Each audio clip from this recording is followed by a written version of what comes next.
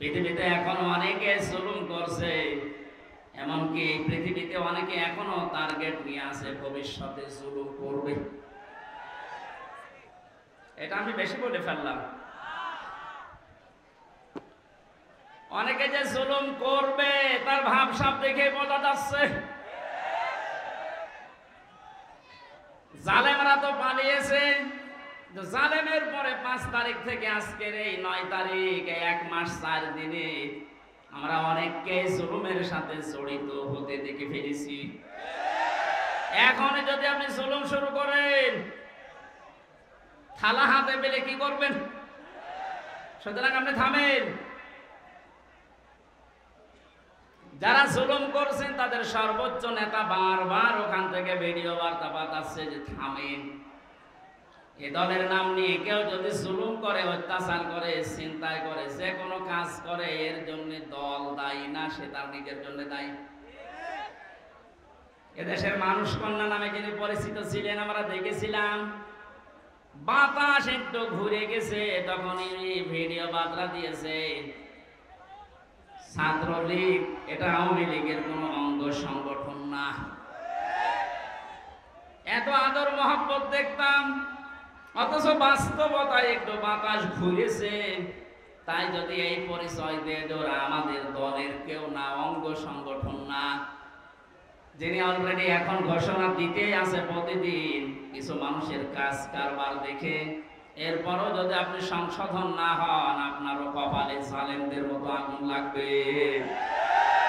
আমি আর নিচে নামলাম না, নাকি আরো নামবো? অত নিচে নামা ঠিক হবে না, কারণ এখনো তো ভালো শুরু হয়। এই আয়াত দিয়ে যেটা শিক্ষা দিতে চাই, কুষ্টিয়াবাসী, 64 জেলার ভেতরে কুষ্টিয়া আমার কাছে প্রিয়, কারণ এখানে আমার জন্ম। সব জেলার চাইতে আপনাদেরকে বেশি ভালোবাসে একটু, কারণ এখানে আপনাদের সাথে আমার সম্পর্ক একটু বেশি। কথা বলে ঠিক কিনা? আশা করছি আপনি বুঝেছেন। জালেমরা কিন্তু হামজার টার্গেট না, জালেমরা টার্গেট আল্লাহ। সুতরাং 15.5 বছরে যিনি জুলুম করেছেন, আমি 11টা ফেরেশতা দেখেছি। প্রথমে যেটা দিয়ে শুরু হয়েছিল মিডিয়ার, 950 উপরে আমার সাথে জেলখানায় 3টা বছর অনেককে দেখেছি। দীর্ঘ শ্বাস যখন ফেলতো, ডাক দিয়ে বলতো হামজা ভাই আর 1 মাস পরে রিটায়ার্ড হয়ে যাব, অথচ 14 বছর জেলে আছি, কিচ্ছু জানি না। আপনি এই শ্বাসটা কিভাবে নষ্ট করবেন? মাজলুম যদি কোনো কথা মুখ দিয়ে একবার বের করে ফেলে, আল্লাহর নবী জানিয়েছেন ইত্তাকি দাওয়াতাল মাজলুম ফাইন্নাহা বাইনাহা লাইসা বাইনাহু ওয়া বাইনাল্লাহি হিজাব। মুসলিম শরীফের হাদিস। নবীজিকে দিয়ে আল্লাহ বলাচ্ছেন, নবী আপনি বলেন, হে পৃথিবীর মানুষেরা যা করো করো, কিন্তু মাজলুমের বরদোয়া থেকে নিজেকে বাঁচিয়ে রাখবা। কারণ মাজলুম যদি এরকম কোন শব্দ বের করে ফেলে, ওটা সঙ্গে সঙ্গে আরশে চলে যায়। কত মাজলুমের চোখের পানি জেলখানার অন্তঃপ্রকোষ্ঠে পড়ছে। এই পৃথিবীতে দেখলাম, এই বাংলাদেশ নামে একটা দেশ, এখানে 1628 জন মানুষ এই চেয়ারে বসে দায়িত্ব পালন করছে। মেন যারা, বাস্তবে দেখেছিলাম এই 1628 জনের ভেতরে 1627 জনের হাত বাঁধা, একজনের হাত খোলা ছিল। একজনের হাত খোলা ছিল আবু সাইদের। ওর হাত যদি খোলা না থাকবে, এভাবে করে দিল কি করে?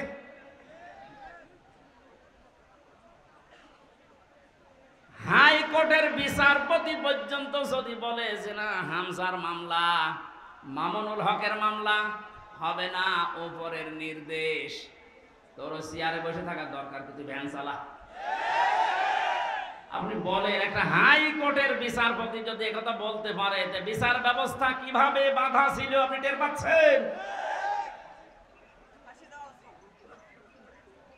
একটা দেশ কত বড় দুর্নীতিগ্রস্ত হয়ে গেলে জাতীয় মসজিদের ইমাম পর্যন্ত পালিয়ে যায়। আর কার নাম বলবেন? জাতীয় মসজিদের ইমামও পালিয়ে গেছে।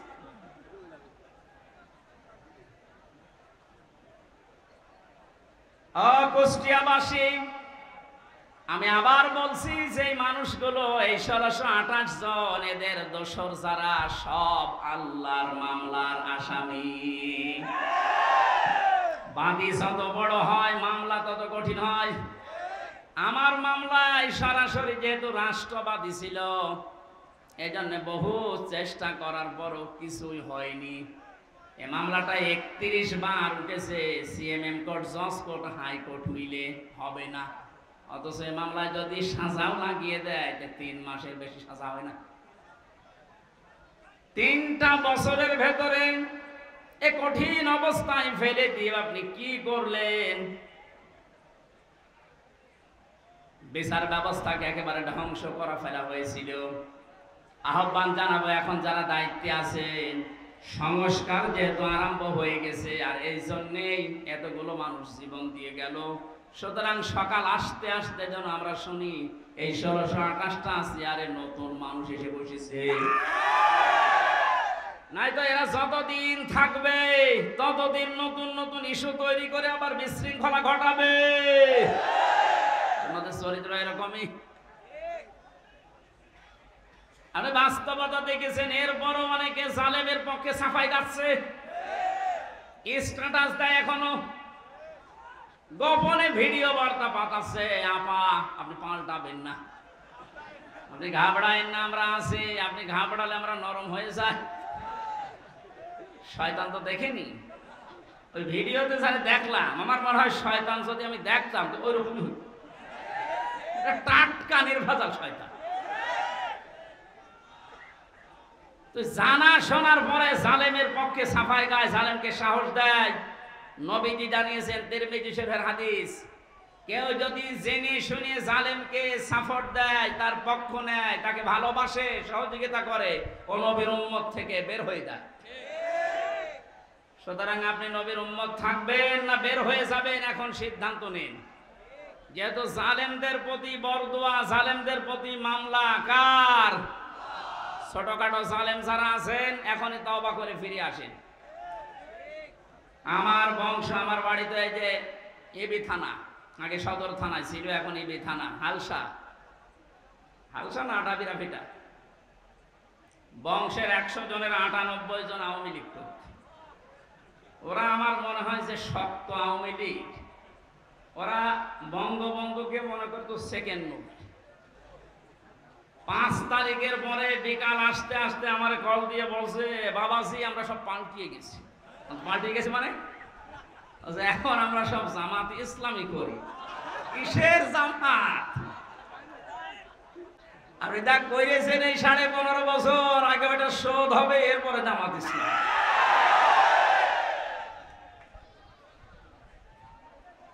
না তারপরেও এরা যা সেকেন্ডে পাল্টিয়েছে, চলে গেছে।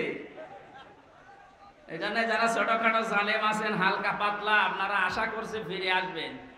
নয়তো মৃত্যুর গড়গড়ানি শুরু হলে জালেমদের কিন্তু আর কালেমাও নসিব হবে না। বেঈমান হয়ে আবাদান আবাদান চিরকালের জন্য জাহান্নামে থাকা লাগবে। কথা বলে ঠিক কিনা? অন্তত অন্য জেলায় যাই হোক, আমার এই জেলা জাহান্নামে যাবে, আর আমি সারা দেশে আমি ঘর ছেয়ে বেড়াই, আর আমার ঘরের খড় নেই।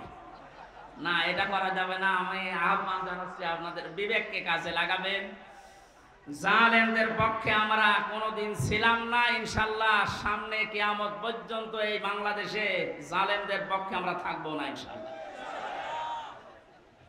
কোরআনে কারিমের অনুষ্ঠানে যেহেতু এসেছি, কোরআন কিভাবে মানুষের কাছে উপস্থাপন করা লাগে এ ধরন আল্লাহ শিখিয়েছেন কোরআনে। ওইভাবে বলবো নাকি মন মতো বলবো? কোরআনে কারিম কিভাবে আপনি মানুষের সামনে উপস্থাপন করবেন, বর্ণনা দেবেন, 1500 বছর আগে আল্লাহ পাক ওটা আমাদেরকে শিখিয়েছেন। কিতাবুন উনজিলা ইলাইকা ফালা ইয়াকুম ফি সাদরিকা হারাজুম মিনহু লিতুনযিরা বিহি ওয়া যিকরা লিল মুমিনিন। বলেন আল্লাহু আকবার। সূরা আরাফ 8 নাম্বার পারা 10 নাম্বার পৃষ্ঠার প্রথম নাম্বার লাইনের 2 নাম্বার আয়াত এটা তাফসীরে ফি জিলালিল কোরআনে ব্যাখ্যা আছে। সাইয়্যিদ কুতুব লিখেছেন, আল্লাহ পাক বলেন, নবী এই যে একখানা কিতাব এটা আপনাকে আমি দিলাম, এটা যখন মানুষের সামনে আপনি বর্ণনা দেবেন, ব্যাখ্যা করবেন, তাফসীর করে শোনাবেন, দুইটা বিষয় খেয়াল করবেন। হারাজুম মিনহু লিতুমদিরা বিহি লিসাদরিকা, আপনার মনের ভেতরে যেন কোনো সন্দেহ, সংশয়, দ্বিধা, দ্বন্দ্ব, ভয়, ভীতি এগুলো আপনার মনে যেন না ধরে। যিকরা লিল মুমিনিন, কোরআন এই দেশে এই পৃথিবীতে মুমিনদের জন্য উপদেশ। এর ভেতরে হারাজন শব্দের ব্যাখ্যাটা ইম্পর্টেন্ট। এইদিকে হারাজনের ব্যাখ্যায় আমি দুইটা অর্থ পেয়েছি। হে নবী, আপনি যখন কোরআনের কথা বলতে যাবেন, অনেক মানুষ আছে না বোঝার কারণে আপনার উপরে মন খারাপ করতে পারে। এরকম মানুষ নেই দেশে? কথা বুঝতেছে? কোরআন যেভাবে আল্লাহ উপস্থাপন করেছেন, যেভাবে তিনি বর্ণনা দিয়েছেন, ওই ফোর্সে যদি বর্ণনা দেওয়া হয়, অনেক মানুষের সীমিত জ্ঞানের কারণে ওই বক্তব্য বুঝবে না, সেটা উল্টাপাল্টা ধারণা আপনার উপরে আসতে পারে যে হুজুর মনে হয় রাজনীতি করছে। এরকম ধারণা দেশে নেই। দ্বিতীয় নম্বরে, আবহমান কাল থেকে এমন এমন নিয়ম নীতি মানুষ ইবাদত মনে করে পালন করে আসছে, যেটা আসলে ইসলামে নেই, কোরআনে নেই, হাদিসে নেই, কিন্তু মানুষ ইসলাম মনে করে পালন করে আসে। আপনি কোরআনের ব্যাখ্যা দিলে ওইগুলো টিকবে না, তখন ওই মানুষগুলো আপনার প্রতি মন খারাপ করবে। এর বাস্তব প্রমাণ এই যে মাজার আছে না, কি সার মাজার যেন, সে যে সাইব, কোথায় পেয়েছেন এসব মাজার? কিছু মানুষের মাজারের প্রতি এত মহব্বত, আমার মনে হয় বিশ্ব নবীর উপর এত মহব্বত নেই। কিয়ামতের ময়দানে দুই প্রকার মানুষকে আল্লাহ সব চাইতে বেশি অপমান করবেন। তার এক নম্বরে দুনিয়ায় যারা মাজারের খাদেম ছিল, আরে কুষ্টিয়াতে দুই জায়গায় খাদেম বেশি, গোলাপ শাহ, লালন শাহ, আর জায়গা পান না খেদমত করার। এই কথা বলেন না কেন? মাজার কেন্দ্রিক যদি ইসলাম হতো, এই পৃথিবীতে সর্বোত্তম মাজার হচ্ছে মুহাম্মদ রাসূলুল্লাহটা। ওখানে তো কাউকে আমি কোনোদিন টাকা দিতে, মোমবাতি দিতে, আগরবাতি দিতে দেখি না। কোন কারণে আপনি এখানে এই সমস্ত কাজ কারবার করেন? লা তাত্তাখিদুল কুবুর মাসাজিদা, কবরকে সেজদার জায়গা বানিও না। অথচ লালনের মাজারে যে দেখেন এখনো অনেকে সেজদায় পড়ে আছে। এইটাই আমি একদিন গিয়েছিলাম, কিভাবে শিরিক চলছে।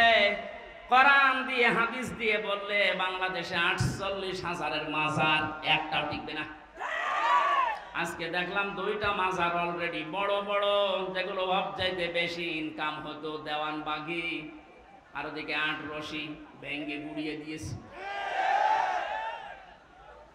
শিরিক যে দেশে চলে, ওই দেশে আল্লাহর রহমতের দৃষ্টি আল্লাহ তুলে নেয়। আমার তো মনে হচ্ছে যেভাবে দেশ থেকে এখন শিরিক আস্তে আস্তে আরম্ভ হচ্ছে দূর হওয়া, আল্লাহর রহমত এই দেশটা আল্লাহ ভরে দেবে ইনশাআল্লাহ। কোন মৃত মানুষের প্রশংসা করা 3 দিনের উপরে জায়েজ নেই।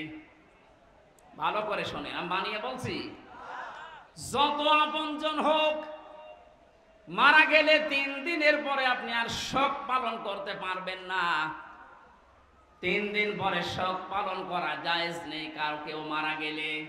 হ্যাঁ, বিধবা মহিলা স্বামী মারা গেলে সর্বোচ্চ 3 মাস 10 দিন বিবাহ ছাড়া থাকতে পারবে। আপনার কি আত্মীয় হয় গোপালগঞ্জের ওই লোক? কবে মারা গেছে এতদিন পর্যন্ত আপনার শোকই যায় না।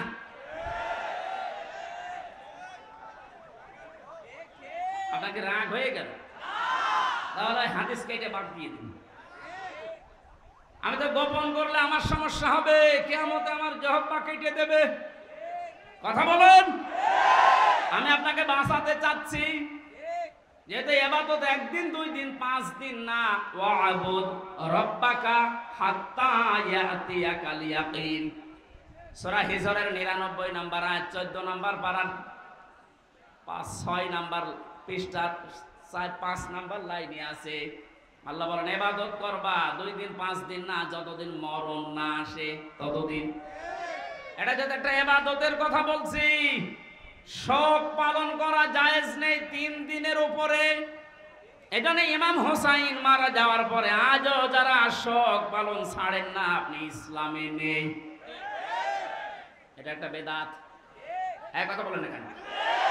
আপনার মহব্বত ইমাম হোসাইনের প্রতি এত বেশি যে হাই হোসেন করে পিঠের চামড়া তুলে ফেলছেন।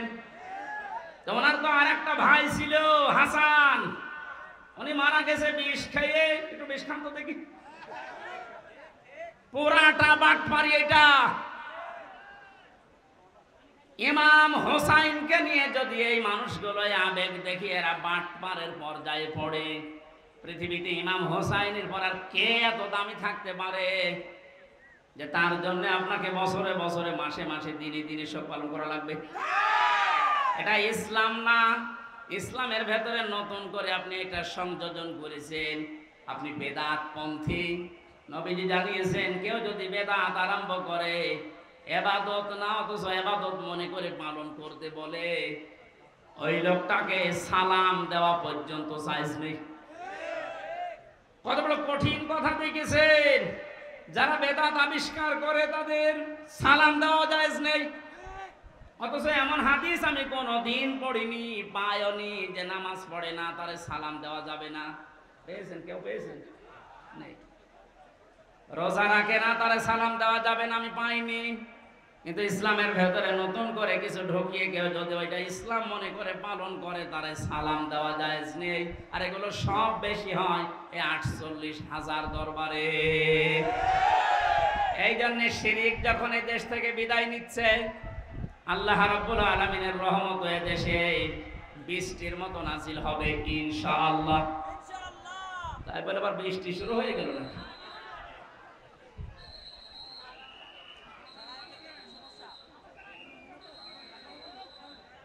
এই কারেন্টের বিল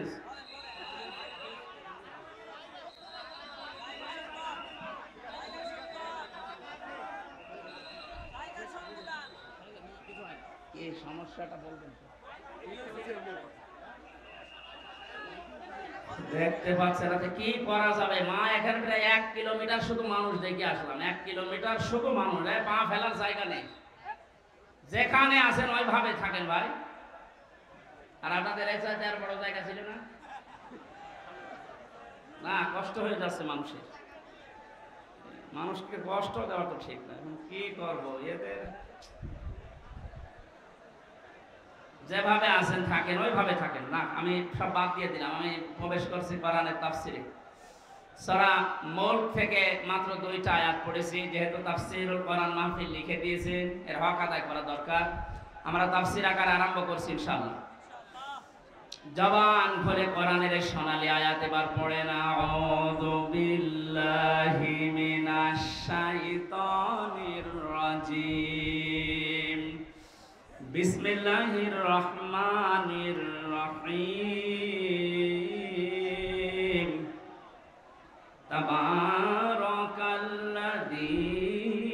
বিয়াদিহিল মুলকু ওয়া হুয়া আলা কুল্লি শাইইন কাদির।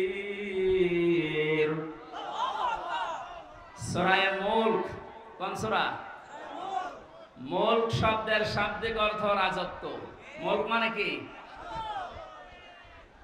আল্লাহ রাব্বুল আলামিন সূরা মুলক নাযিল করে 30টা আয়াত দিয়েছেন, 3টা রুকু দিয়েছেন।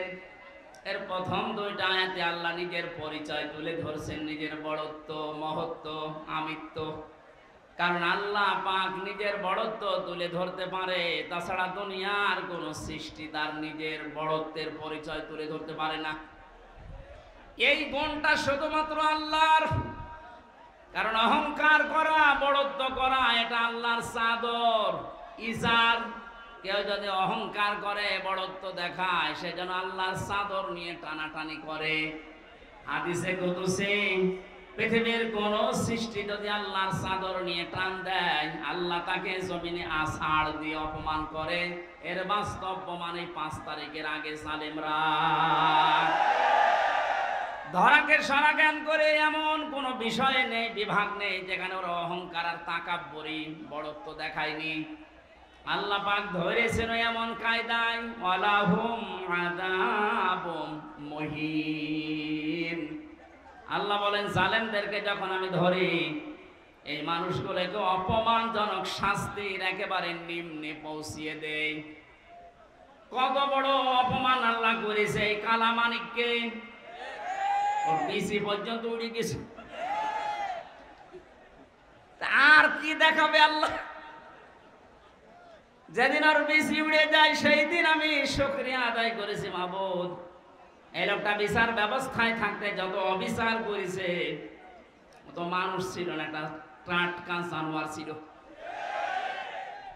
ওর কারণে যত মানুষ বিনা কারণে দুনিয়া থেকে বিদায় নিয়েছে, মরণের আগে ওই রকম কঠিন শাস্তি ওরে তুমি দিও। একটা দিন যাচ্ছে, ওর শাস্তির মাত্রা বাড়ছে। এখন হাসপাতালের বেডে দেখেন পড়ে আছে। বেশি যেহেতু নেই, বাকি জিনিসগুলোর অবস্থাও মনে হয় নড়বড়ে। কথা বলে না কেন? জালেমদের আল্লাহ এইভাবে ধরে, মরতে দেরি হবে জালেমদের। কোরআনে কারীম জানাচ্ছে, লাহুম মিন জাহান্নামা মিহাদু ওয়া মিন ফাওকিহিম গাওয়াশ ওয়া কাযালিকা নাজিজিজ যালিমিন। সূরা আরাফের 41 নম্বর আয়াত। আল্লাহ পাক বলেন, এই মানুষগুলোকে, হে নবী, আপনি যখনই কবরে রাখবেন এই জালেমদের, ওদের কবরের উপরে আমি আল্লাহ জাহান্নামের আগুনের পোশাক দিয়ে দেব, বিছানাটাও হয়ে যাবে জাহান্নামের আগুনের। কারণ এইভাবে করে আমি জালেমদেরকে একটার পরে একটা শাস্তি দিতে থাকি। এই জন্যে আল্লাহর যে বিষয়টা সাজে, বড়ত্ব করা, অহংকার করা, এটা যেন কিয়ামতের আগে কেউ করবেন না। তাহলে আষাঢ় দেবে কে? আরো জোরে বলেন কে? আল্লাহ আষাঢ় দিতে পারে না? পারে না? বলেন। আরো দেখবেন কি আষাঢ় দেবে আপনাকে। আর 5 তারিখের আগেও আপনার যে দাপট ছিল, 5 তারিখে বিকাল 5টা বাজতে বাজতে আল্লাহ একেবারে মাটির সাথে মিশিয়ে দিয়েছে। ওনার বাড়ি দেখতে গিয়েছিলাম, সে দেখি ইট খুলে খুলে নিয়ে মানুষ চলে যাচ্ছে। ওর পরের দিন 6 তারিখে আমার অনুষ্ঠান ছিল ঝিনাইদহ। শুনলাম ওখানে এক জালেমকে উলঙ্গ করে পিটিয়ে মেরে টাঙিয়ে রেখেছে। এটা মানুষের উপরে কত ঘৃণা জন্মালে লাশ পর্যন্ত পিটিয়ে টাঙিয়ে রাখতে পারে বলেন তো? এখানে এমন কোন জীবন যেন আমরা গঠন না করি যে পৃথিবীর কেউ কোনো আফসোস করে না আমি মারা গেলে। ফামা বাকাত আলাইহিমুস সামাউ ওয়াল আরদু ওয়া মা কানু মুনজারিন। এই পৃথিবীতে এমন মানুষ বিদায় নেয়, তার জন্য আকাশও কাঁদে না, জমিনও কাঁদে না, ইন্না লিল্লাহ কেউ পড়ে না। আমাদের জীবন আমরা এভাবে তৈরি করব না। আল্লাহ এই জন্য বড়ত্বের কথা দিয়ে আরম্ভ করলেন। তাবারাকাল্লাযী বিয়াদিহিল মুলক।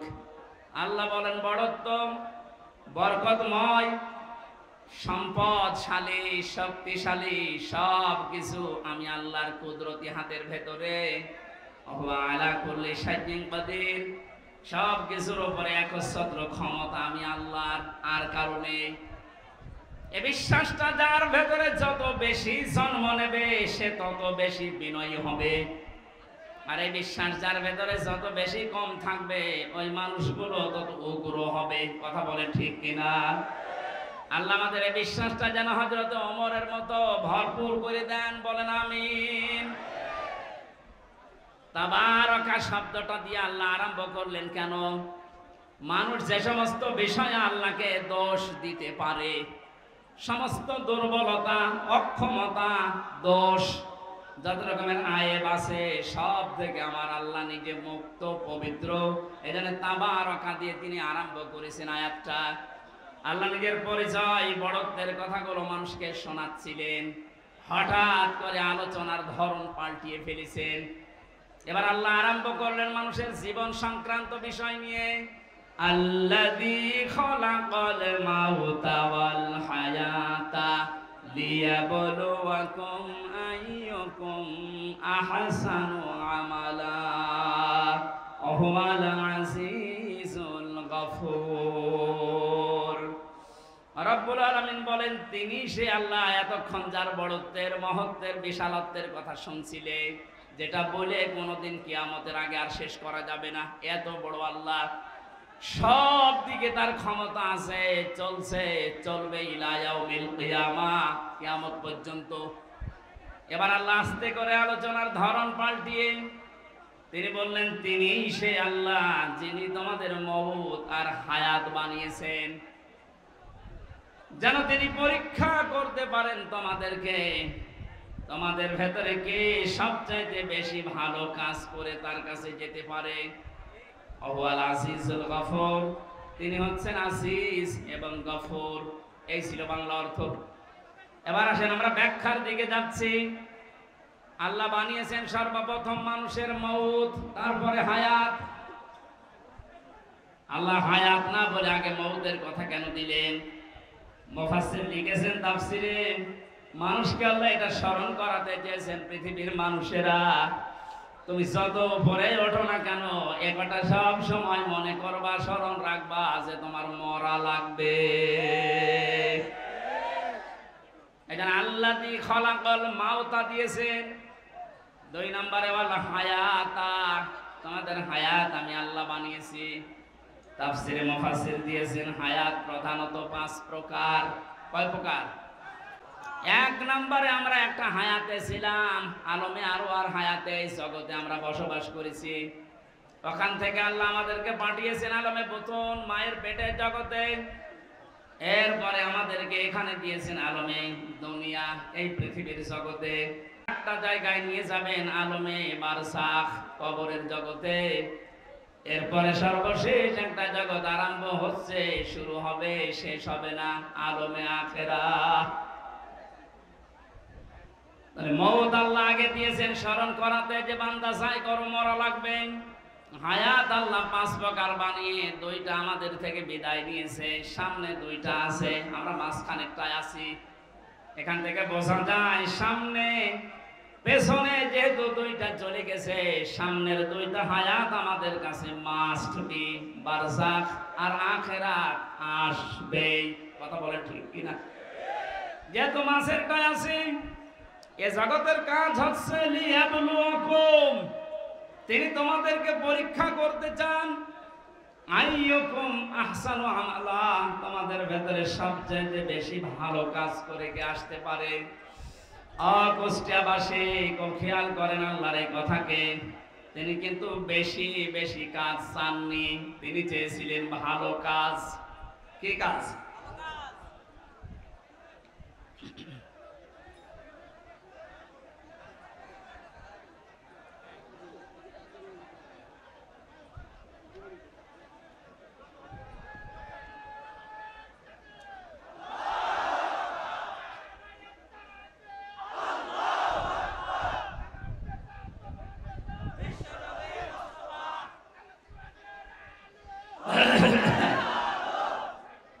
আলহামদুলিল্লাহ ভাই,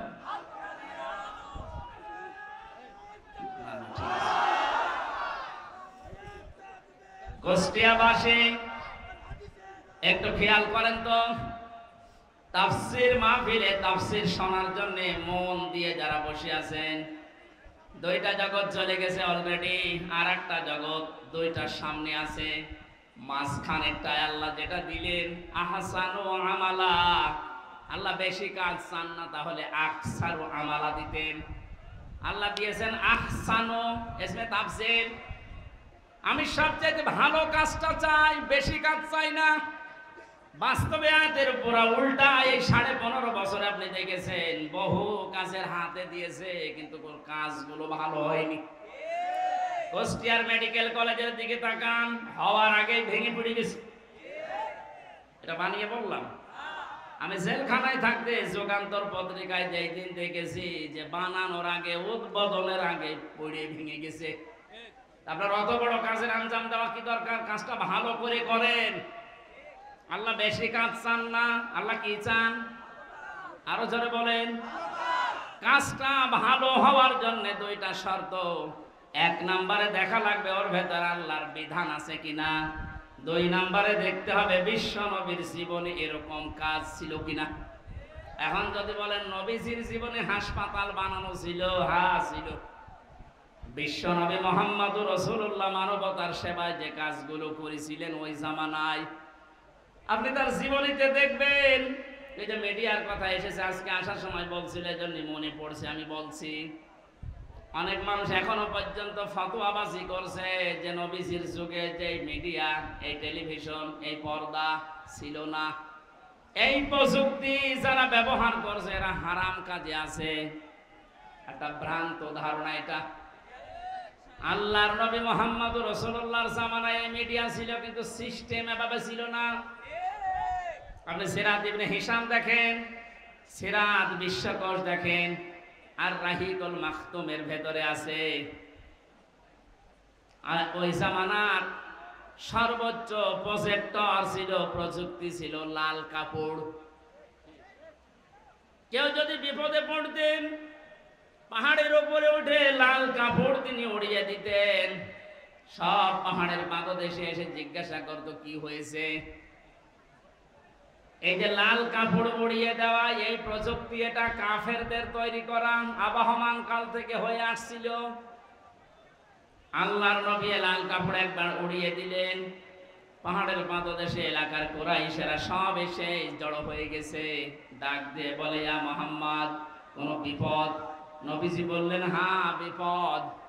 এই পাহাড়ের পাদদেশে একদল সৈন্যবাহিনী আছে, এখনই তোমাদেরকে আক্রমণ করবে। তোমরা যদি সতর্ক না হও। সবাই এক বাক্যে জবাব দিচ্ছে, বলেন আমরা সতর্ক আছি, কি করা লাগবে আমাদের? তিনি তখন বিষয়টা উল্টিয়ে বললেন, আল্লাহর বান্দা বান্দিরা, আমি দেখতে পাচ্ছি আল্লাহর গজবের ফেরেশতারা এই পাহাড়ের পাদদেশে অবস্থান নিচ্ছে। তোমরা যদি আল্লাহর একত্ববাদ স্বীকার করে কালেমার স্বীকৃতি না দাও, এই মুহূর্তে তারা তোমাদের আক্রমণ করবে। কেউ কোনো কথা বলে নাই। নবীজির আপন চাচা আবু লাহাব সামনে একটা পাথর ছিল, ওটা হাত দিয়ে তুলে নবীজির দিকে যখন নিক্ষেপ করেছিল, ওর মুখ দিয়ে বের হয়েছিল, তাব্বা আলাকা আলিহাদা জামাতানা, ইয়া মুহাম্মদ, হে মুহাম্মদ, তুই এই কথা বলার জন্য আমাদেরকে এক জায়গায় করলি, তুই ধ্বংস হয়ে যা। বলেন নাউজুবিল্লাহ।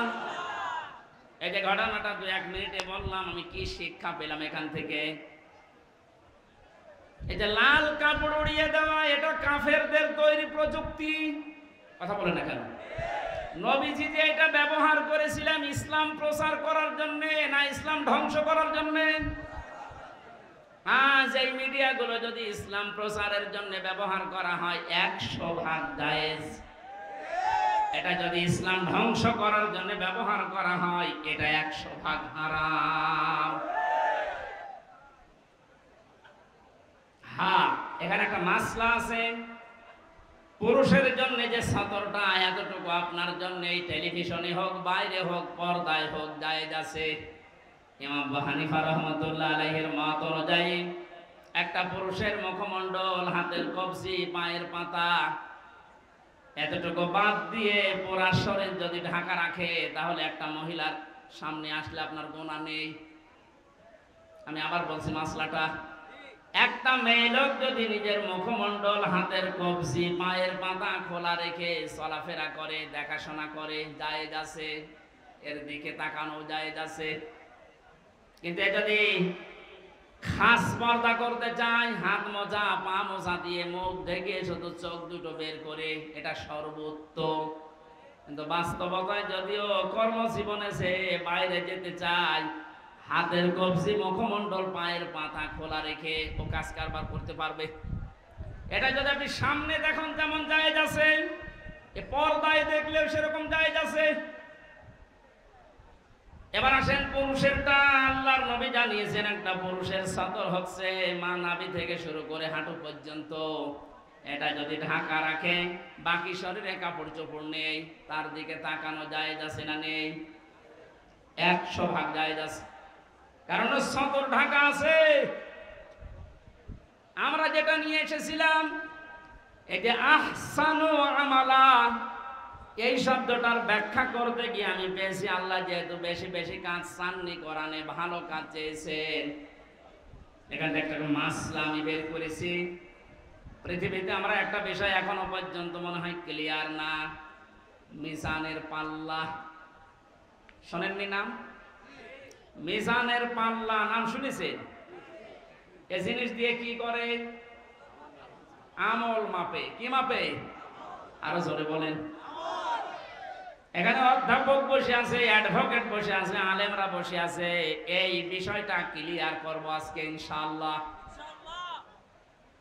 কোরআনে কারিমে মাপার যন্ত্রের যে সমস্ত নাম আমরা পেয়েছি, ফাআম্মা মান সাকুলাত মাওয়াজিনুহু ফাহুয়া ফি ঈশাতির রাদিয়া ইলা আখির আয়াত।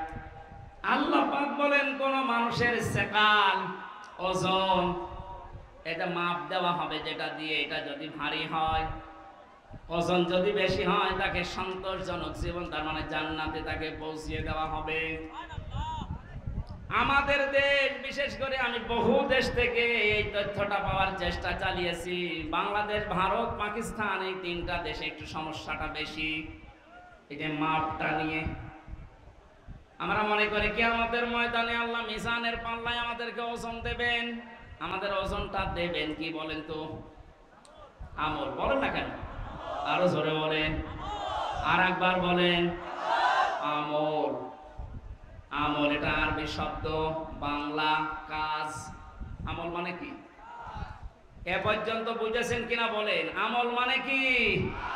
আরো জোরে বলেন। এবার আমার প্রশ্ন অধ্যাপক সাহেবের কাছে। পৃথিবীর প্রতিটি জিনিস পরিমাপ করার জন্য আলাদা আলাদা যন্ত্র আছে। আমি যদি বলি স্যার এই স্টেজটা একটু মেপে দেন, এটা দাঁড়ি পাল্লায় তুলে দেবে। কি দিয়ে মাপবে? ফিতা দিয়ে। বলেন বলেন। যদি এখন বলি যে 1 কেজি চাল মেপে দেন, ওটা ফিতা দিয়ে মাপবে? কি দিয়ে? বলেন। এই যে এখানে পানি আছে, এই পানি যদি ওনারে মাপতে দেয়, উনি ফিতা দিয়ে মাপবে? এটার জন্য লিটার আছে, সিসি আছে। কথা বলেন না কেন? দুনিয়ায় যত জিনিস দেখবেন, প্রতিটি জিনিস পরিমাপ করার জন্য আলাদা আলাদা যন্ত্র আছে। আপনি যে এতক্ষণ বলছেন যে কিয়ামতে আল্লাহ মাপবে, আমল কি মাপবে? আমল মানে বলেন, কাজ মাপতে হয় দাড়ি পাল্লা দিয়ে। যে 5 কেজি কাজ, বলেন আপনি বলেন। এই ধারণাটা আজ নিরসন করা লাগবে। ভুল ধারণায় আছি আমরা। এটা যদি আমার মনে হয় ক্লিয়ার হয়, অনেক বিষয় আপনার সামনে আজ স্পষ্ট হবে যে না, এগুলো আসলে ভ্রান্ত ধারণায় ছিলাম। আল্লাহ পাক বলেন আমি আমলের মাপ দেব কিয়ামতে মিজানের পাল্লা দিয়ে। কিসের পাল্লায়? মিজান মানে না, আপনি কোন অভিধানে পাবেন না মিজান মানে দাড়ি পাল্লা। মিজান মানে মানদণ্ড। মিজান মানে কি? আমাদের হাইকোর্টের সামনে দেখবেন একটা দাড়ি পাল্লা টাঙানো আছে। ওটার নাম কি? ওটা সরকার টাঙিয়ে রেখেছে। 2 দিকে সমান সমান, নাকি একদিকে একটু ঝুলে আছে? 2 দিকে সমান কেন? সরকার দেশের জনগণকে বোঝাতে চায় এদেশের ইউনিয়ন থেকে শুরু করে জজ কোর্ট, হাইকোর্ট পর্যন্ত যদি কোনো বিচার না পাও, এই সুপ্রিম কোর্টে আসলে ন্যায় বিচার পাবা। এটা ন্যায় বিচারের প্রতীক। দাড়ি পাল্লা কিসের প্রতীক? আমাদেরকে যেহেতু আল্লাহ মাপবেন, আপনি বলছেন আমল। আমল মানে কাজ। আর এখানে কোনো পাগলেও বিশ্বাস করবে না কাজ মানুষ দাঁড়ি পাল্লায় তুলে দেয় যে 8 কেজি কাজ। কথা বলে না কেন? কাজ মাপার জন্য আলাদা কোনো যন্ত্র আছে? কাজ মাপে মানুষ কি দিয়ে? সে মানদণ্ডটা কি? সিসি দিয়ে মাপে না, লিটার দিয়ে মাপে না, ফিতা দিয়ে মাপে না, গজ দিয়ে মাপে না, কেজি দিয়ে মাপে না। কাজ মাপতে হলে লাগে গুরুত্ব। কি লাগে? কাজ মাপতে হলে গুরুত্ব লাগে। এই কাজটা গুরুত্বপূর্ণ এবং গুরুত্বহীন। যতগুলো ইবাদত আল্লাহ দিয়েছেন 550-র উপরে ইবাদত আমি পেয়েছি। প্রতিটি ইবাদতের ভেতরে কিছু গুরুত্বপূর্ণ জিনিস আছে আর কিছু ইবাদতে গুরুত্বহীন জিনিস আছে। এই যে আজকের এই প্যান্ডেলটা, এটার গুরুত্বপূর্ণ বিষয় হচ্ছে খুঁটি আরে সামিয়ানা। কথা বলছেন এখানে? এখানে গুরুত্বহীন অনেক জিনিস আছে। এই যে এটা, এই টেবিল, এই লাইট, এই যে ফুল ঝুলছে, এই ক্যামেরা, এগুলো না হলে কেউ স্টেজ বলবে না, বলবে না? কিন্তু খুঁটি আর সামিয়ানা না থাকলে স্টেজ বলবে। তাহলে এখানে দুইটা গুরুত্বপূর্ণ জিনিস পেয়েছি আর গুরুত্বহীন জিনিস আরো 7-8টা পেয়েছি। কথা বলেন ঠিক কিনা? আল্লাহ পাক কোরআনে কারিমে যেগুলো গুরুত্বপূর্ণ দিয়েছেন ওগুলোর একটাও যদি আপনি না মানেন, বিশ্বাস না করেন, গুরুত্বহীন যত কাজ করেছেন ওগুলো যদি দুনিয়া ভর্তি করা হয়, দাড়ি পাল্লা, মানদণ্ড, গুরুত্ব যাই ওজন করেন সব শূন্য, জিরো হবে। এবার উদাহরণ একটা একটা করে সেট করছি, তাকে মেলে কিনা। আমরা যারা নামাজ পড়ে আসলাম এশার, নামাজের ভেতরে বাইরে মিলে ফরজ ছিল কয়টা? আর জোরে 13টা ফরজের 12টা ফরজ অধ্যাপক শহীদুল ইসলাম আদায় করেছে, একটা আদায় করেনি। ওনার নামাজের সওয়াব হবে 12টা।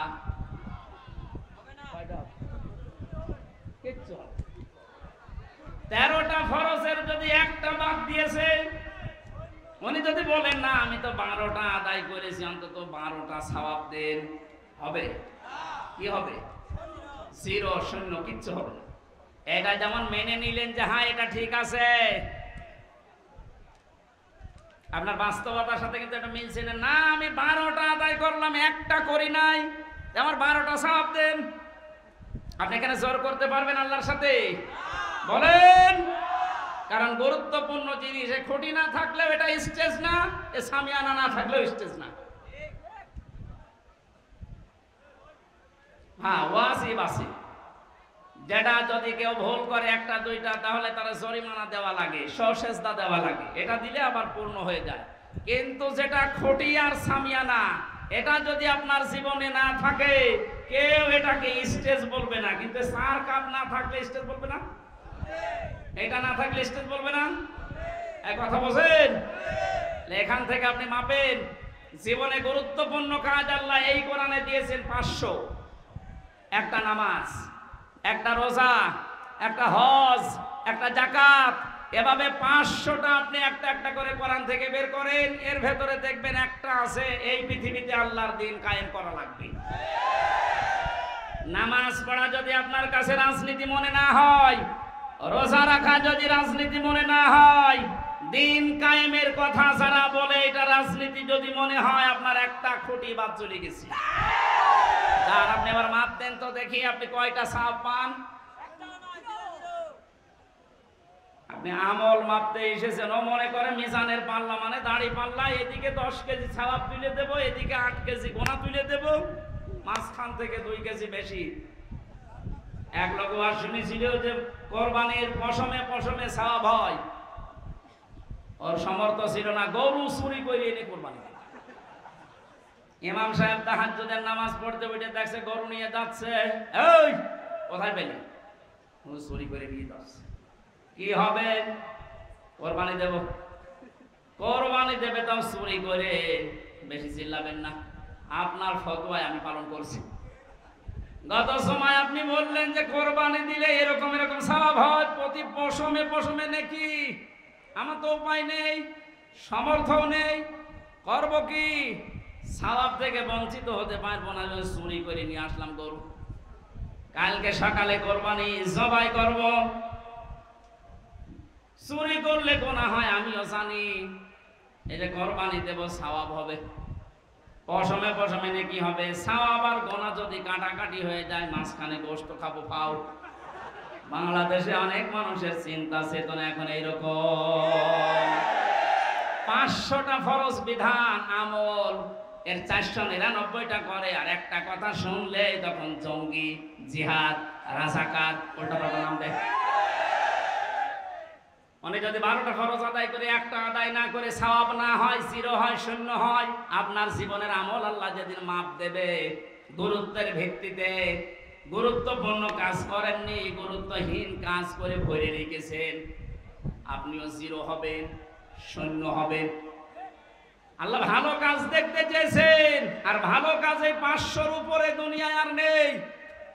এখন যদি 500 আয়াতের ব্যাখ্যা ভালো কাজগুলো একটা একটা করে করা হয়, আমি যতগুলো ভালো কাজ দুনিয়ায় কোরআন থেকে বের করতে পেরেছি, একটা বই আছে, আমি জেলখানার ভেতরে, এটিএম আজহারুল ইসলাম সাহেব আমাকে পাঠিয়েছিল যে হামজা এটা পড়ো, খুব গুরুত্বপূর্ণ তথ্য এর ভেতরে আছে। সৌদি আরবের লেখক একজন, প্রোডাক্টিভ মুসলিম। এই বইটার ভেতরে ইংরেজিতে করা, আরবিতে করা ভার্সন দেওয়া আছে। পড়াটা পড়ে এই 3 বছরের ভেতরে মনে হয় 7-8 বার আমি শেষ করেছি। এখান থেকে যে তথ্যগুলো পেয়েছি তার অন্যতম এইটা, কোন মানুষ যদি ভালো কাজ করতে চায়, কোরআনের উপরে দুনিয়ায় কোনো ভালো কাজ, আরো জোরে বলেন, আমান আমিলা বিহি উজিরা, যারা কোরআন দিয়ে কাজ করবে এদের কাজের পুরস্কার আল্লাহ নিজে দেবেন। জোরে বলেন আল্লাহু আকবার। তাহলে নামাজ যেমন কোরআনে আছে, রোজা আছে, হজ আছে, যাকাত আছে, এই কোরআনে কারিমে আল্লাহর দ্বীন কায়েমের কথাও আছে। এ কাজ যদি কেউ দুনিয়ার কাজ মনে করে ছেড়ে দেয়, আল্লাহ আহসান ওয়া আমালার ব্যাখ্যায় আব্দুল্লাহ ইবনে মাসউদ, আব্দুল্লাহ ইবনে আব্বাস, রাইসুল মুফাসসিরিন বলা হয় যাদেরকে, এই মানুষগুলো ব্যাখ্যায় লিখেছেন, আমরা যেমন বুঝেছি ভালো কাজ, আমাদের চাইতে কোরআনে কারিম থেকে ভালো কাজ বেশি বুঝেছিল সাহাবীরা। কথা বলেন না কেন? হযরতে মুআজ মুআব্বিজের দিকে তাকিয়েছেন, মাত্র 11 বছর 13 বছর, তারা কিন্তু আহসান ওয়া আমালা বুঝেছিল যে ভালো কাজ কোনটা। আমরা মনে করি ভালো কাজ মানে জিকির করা, ভালো কাজ মানে দরবারে যাওয়া, ভালো কাজ মানে জুব্বা গায়ে দেওয়া, পাগড়ি মাথায় দেওয়া, দস্তরখানা বিছিয়ে খাবার খাওয়া, হ্যাঁ ভালো কাজ।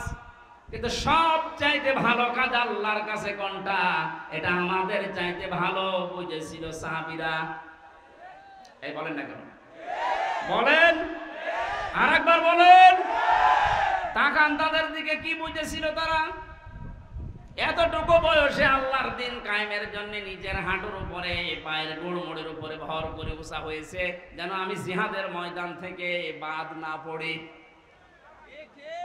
আল্লাহর দ্বীন কায়েমের জন্য এত চেষ্টা চালিয়েছে যে এইটাই ভালো কাজ। আর আমরা এখান থেকে যত পিছোতে পারি, ফাঁকি দিতে পারি, তত নিজেকে ধন্য মনে করছি। আহুয়াল আজিজুল গফুর। আল্লাহ বলেন এই কাজ করলে 2টা নাম আমি ব্যবহার করলাম। তাহলে আমার আলোচনার বিষয় হচ্ছে পৃথিবীর যত ভালো কাজ আছে সব চাইতে আল্লাহর নিকটে ভালো কাজ হচ্ছে আল্লাহর জমিনে আল্লাহর এই বিধান পালন করা। কথা বলেন না কেন? এটা যতদিন পর্যন্ত রাষ্ট্রীয়ভাবে কায়েম করতে না পারবেন, ইচ্ছা করলেও আপনি ভালো কাজ করতে পারবেন না। এ কাজ করতে গিয়ে যদি ভুল ত্রুটি হয়ে যায়, কোন দোষ ত্রুটি হয়ে যায়, আল্লাহ বলেন আমি আজিজুল গফুর, আমি তোর জন্য গফুর হয়ে দেখা দেব, অপরাধগুলো মাফ করে দেব। আর যদি ফাঁকি দেওয়ার চেষ্টা চালাও, মানুষকে ধোঁকা দিয়ে বোকা বানিয়ে আমি আল্লাহকেও যদি ধোঁকা দিতে চাও, আমি কিন্তু আজিজ, পরাক্রমশালী। আমি ধরি না এমনিতে, কিন্তু যদি ধরি বলে আর ছাড়ি না। ভালো কাজ বলতে আল্লাহ যেটা বুঝিয়েছেন, রাসূল যেটা বুঝেছেন, সাহাবীরা যেটা পালন করেছেন, আমাকে সহ প্রত্যেককে আল্লাহ এই ভালো কাজে আঞ্জাম দেওয়ার তৌফিক দিন। বলেন আমিন। এখানে আসার পরে কয়েকটা মাসলা আমাকে জিজ্ঞাসা করেছে, হুজুর মসজিদের টাকা মেরে খাওয়া কি? এটা আবার ফতোয়া দেওয়া লাগবে? 2 নম্বর এলাকায় শুনলাম 30 বছরের আগে ছেলেদেরকে পিতারা বিয়ে দিতে চান না। 30 বছরের আগে যদি ও কোনো গুনার কাজে জড়িয়ে পড়ে, ও জেনা করলে, ব্যভিচার করলে, ওটা শুধু একা পাবে না, ফিলাক্সিলোড হয়ে বাবা মায়ের আমল নামায় আসবে। এ মনে হয় ধরা খেয়ে গেছে। সম্মানিত ভাইরা, এটা করবেন না। রিস্কের দায়িত্ব আপনার হাতেও নেই, আপনার বউর হাতেও নেই। এই দায়িত্ব কার? আর গাড়ে সোয়াল তুলে দেন, দেখবেন রিস্কের ব্যবস্থা এমনি অটোমেটিক আল্লাহ করবে ইনশাআল্লাহ। এই ভরসা আল্লাহর উপরে আমাদের আছে না? এরকম গনার কাজে জড়াবেন না। বিয়েকে সহজ করে দেন, জেনাকে কঠিন করেন। এই কথা বলছেন না কেন? আল্লাহ আমাদেরকে, আমি প্রচন্ড গরমে ভেতরে ঘেমে সব চলছে, আমার গলাও ব্যথা করছে, আর ঘন্টা পার হয়ে গেছে, আমি আর কথা বলতে চাচ্ছি না। আগামীতে কোন জায়গায় আসলে একটু আগে তুলে দেবেন, আর শীতের সময় মাহফিল নেবেন, গরমের সময় আর নিয়েন না। আল্লাহুম্মা আমিন।